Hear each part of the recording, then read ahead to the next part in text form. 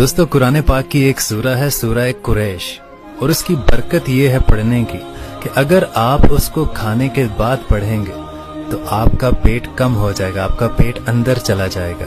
और सूरह कुरैश के पढ़ने वाले को खाना खाने के बाद यूरिक एसिड और कोलेस्ट्रॉल के मसाइल नहीं होते। और इसकी एक फजीलत ये भी है कि इंसान वक्त से पहले बूढ़ा नजर नहीं आता और उम्र कम नजर आती है। तो कोशिश किया करें कि खाना खाने के बाद सूरह कुरैश, छोटी सी सूरह है, इसको याद कर लें, इसकी तिलावत किया करें, इसको पढ़ा करें। आपकी सेहत के लिए और आपकी जो अपीयरेंस है उसके लिए बहुत कारआमद साबित होगी और सवाब अलग से मिलेगा।